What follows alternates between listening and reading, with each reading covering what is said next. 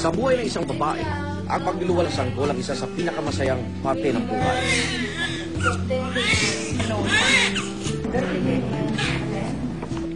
Ang anak kasi, isang nagpapatibay ng pagiging ganap na babae. Pero ilang buwan lang mula sa kanyang pagsilang, nagbabanta ang kondisyong hindi lubos maintindihan.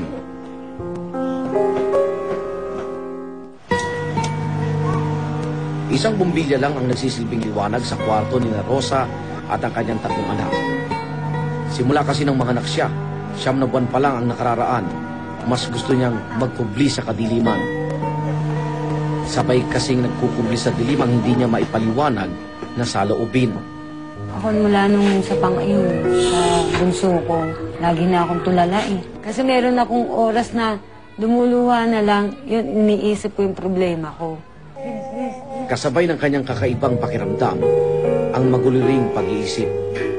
At madalas ang mga anak niya ang kanyang napagbubuntunan. Dating pasensyosa si Rosa, pero ngayon, lagi siyang bugnutin. Dahil dito, madalas niyang nasasaktan ang kanyang mga anak. Hindi ka na ba natuto dito?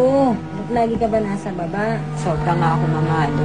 Talagang di ako maaawat eh. Pero kwento niya, kapag nag-iisa siya, tila mas lumalala ang problema. Patinding pagkabalisa ang kanyang nararamdaman. Sa ganitong pagkakataon, sarili niya naman ang kanyang naiisip pagdiskitahan.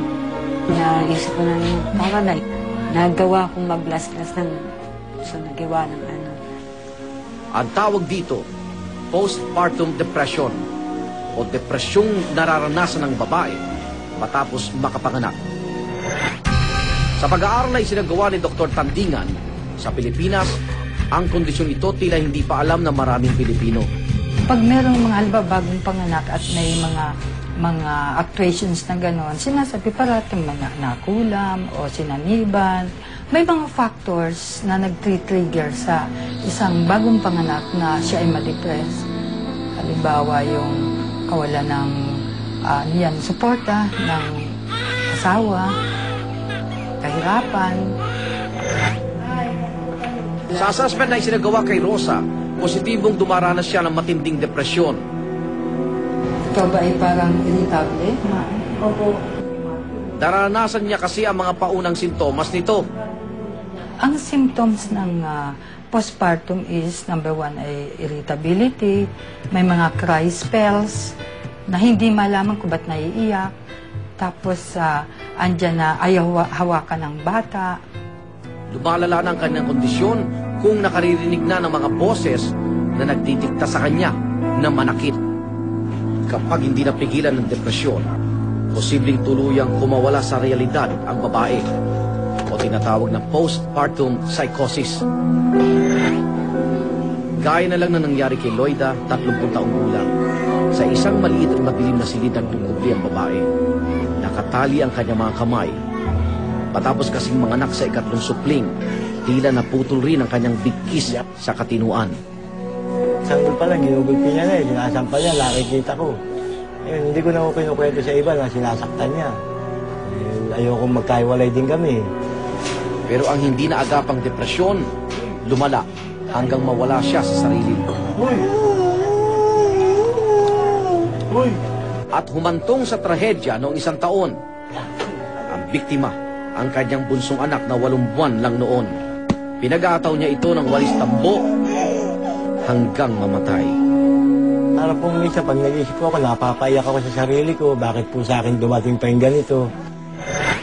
Gayunman ang pagkilala sa kondisyon ay ang paunang paraan para maiwasan ang sakit. Para sa mga nakararanas ng postpartum depression tulad ni Rosa, kailangan sumailalim sila sa counseling ng isang psychiatrist. Ang isang importanteng bagay, bigyan siya ng yung supportive psychotherapy para ma-boost natin ulit ang self-esteem niya at yung gamot. Maaari rin silang bigyan ng antidepressant para muling mabalanse ang mga kemikal sa utak na nagdudulot ng depresyon. Sa mga tulad ni Rosa, Loida at yung pang babaeng nagsilang, mahalagang malaman at maunawaan ang postpartum depression. para makaligtas sa panganib na banta ng kondisyong ito at palampasan ang yugtong ito ng kanilang buhay. Agad sa susunod na Biyernes, ako naman, Arnold Glavio, proud to be kapuso. Dito sa Emergency, sisiguraduhin una ang buhay at kaligtasan mo. Kung sama-sama tayo, kung magkakaisa,